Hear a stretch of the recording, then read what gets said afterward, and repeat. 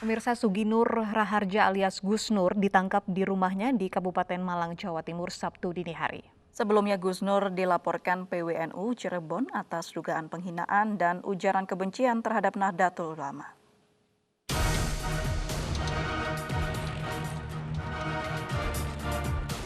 Gus Nur ditangkap di kediamannya di Kabupaten Malang, Jawa Timur, Sabtu dini hari tadi. Ia ditangkap oleh Bareskrim Polri atas laporan PWNU Cirebon atas dugaan penghinaan dan ujaran kebencian terhadap Nahdlatul Ulama. Polisi yang datang langsung menggeledah rumah Gus Nur untuk mencari barang bukti tambahan. Saat ditangkap, Gus Nur yang didampingi keluarga mengaku sudah memperkirakan bahwa ucapannya dalam podcast bersama Refli Harun akan membawanya ke jalur hukum. Sementara itu, menurut pihak keluarga, penangkapan Gus Nur tidak lepas dari unsur politis. Anak Gus Nur menyebut perkataan ayahnya dengan kasus yang hampir serupa pernah 3 kali dilaporkan.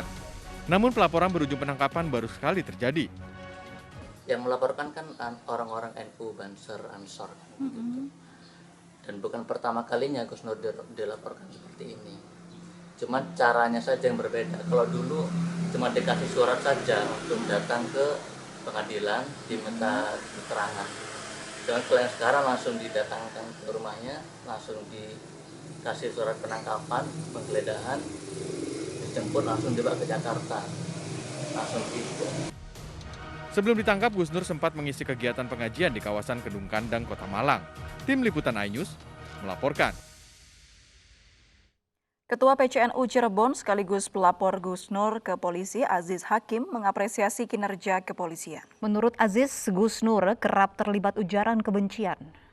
Kami melihat ada kebencian yang luar biasa, kami melihat ada pelecehan yang luar biasa. Karena itu kami ikhtiar bahwa kalau pelecehan, kebencian ini kita biarkan, maka publik seolah-olah menganggap bahwa Gus Nur benar. Jadi saya kira momentum kami saat ini sudah menganggap bahwa Gus Nur ini sudah sangat berlebihan, dan oleh karena itu berharap dengan ditangkapnya Gus Nur ini segera diadili seadil-adilnya sesuai dengan apa yang selama ini kami rasa bahwa Gus Nur ini sosok yang justru melakukan atau Gus Nur ini adalah sosok yang selalu memecah. Selengkapnya terkait penangkapan Gus Nur sudah bergabung sama kami Kabid Humas Polda Jawa Timur Kombes Pol Trunoyudo Wisnu Andiko. Assalamualaikum. Selamat sore Pak Trunoyudo. Waalaikumsalam warahmatullahi wabarakatuh, Mbak Uci, Mbak April. Baik, Pak Trunoyudo, yang menjadi pertanyaan besar begitu di publik, mengapa prosesnya begitu cepat dari mulai awal laporan 21 Oktober, kemudian 24 dini hari sudah ditangkap, bahkan saat ditangkap statusnya sudah menjadi tersangka Gus Nur ini? Ya, benar. Jadi kami jelaskan terlebih dahulu ya, bahwasanya dalam hal ini pelaporan ada di Bareskrim Polri atau di Mabes Polri, yang kemudian mendasari laporan korban Ketua PCNU dari Cirebon, dan kebetulan memang domisili daripada SNR ini ada di wilayah Jawa Timur.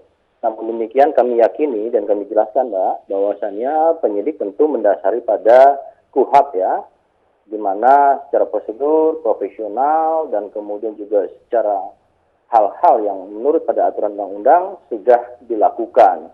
Terkait dengan teknis, tentunya kami tidak bisa menyampaikan di sini, namun yakin bahwasannya dengan apa yang menjadi dasar laporan, kemudian penyidik melakukan tindakan serangkaian upaya kepolisian untuk penegakan hukum tentu mendasar. Saat ditangkap benar statusnya sudah langsung tersangka begitu Pak Trunoyudo? Iya, mendasari dari surat penangkapan yang ada, tentu kan statusnya sudah menjadi tersangka, dan tentunya ini ranah dari penyidikan untuk ditindaklanjuti. Dan kemudian kami jelaskan bahwa tadi sekali lagi Polda Jawa Timur merupakan tempat di mana domisili tersangka. Namun serangkaian tindakan kepolisian atau penyidik dalam hal ini oleh Bareskrim Polri. Apa pertimbangannya Gus Nur cepat dijadikan tersangka? Menurut keterangan dari keluarga korban sudah berkali-kali dilaporkan, apakah betul?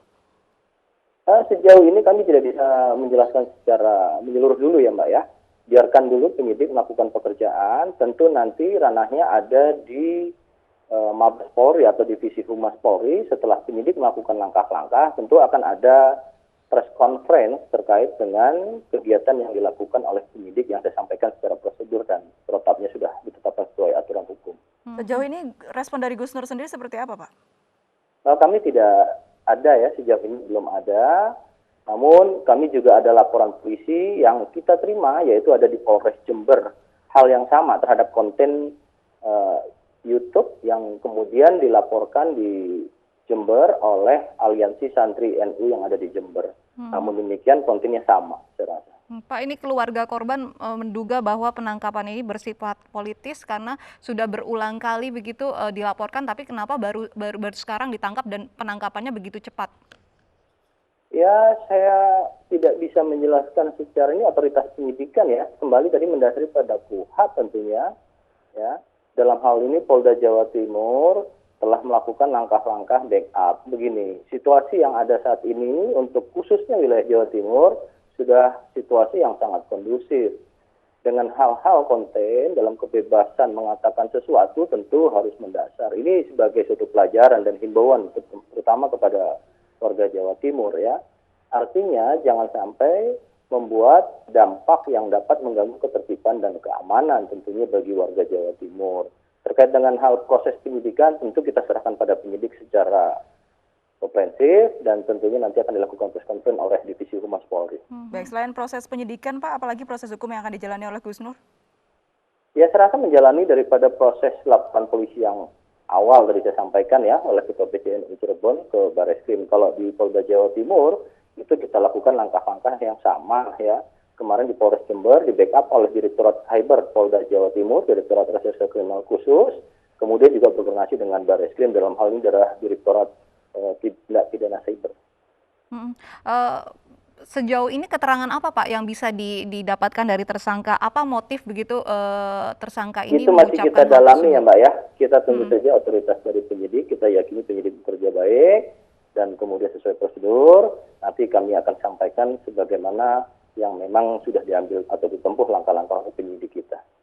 Jadi penahanannya sampai kapan Pak? Ada upaya penangguhan penahanan juga yang diajukan mungkin? Sejauh ini baru kita proses untuk pendalaman pemeriksaan tersangka kembali ya pasca penangkapan dan kita tunggu saja. Alat bukti tentunya mendasar pada apa yang dimiliki oleh penyidik dengan apa yang sudah dilakukan penyitaan alat-alat bukti yang sudah sesuai atau mendukung dalam mengisi konten yang dimaksudkan sebagai komplain daripada pelapor. Ada rencana pelapor akan dipanggil Pak? Ya tentu kan sudah. Kapan ya. Pak? Pelapor kan sudah melaporkan dari awal, tentu kan sudah dilakukan langkah-langkah pemeriksaan. Kalau pelapor kan begitu SOP-nya melaporkan, kemudian kita lakukan proses pemeriksaan awal, dan kemudian di situ kita lakukan analisa dan evaluasi. Sejauh ini alat bukti yang sudah diamankan oleh polisi apa saja Pak? Teknisnya nanti dari penyidik ya, dari penyidik Bareskrim, saya kapasitasnya hanya menjelaskan yang wilayah Polda Jawa Timur. Sejauh ini nanti hasilnya tentu akan dilakukan press conference oleh Divisi Humas Polri. Baik. Untuk pasalnya dikenakan Undang-Undang ITE betul ya Pak ya?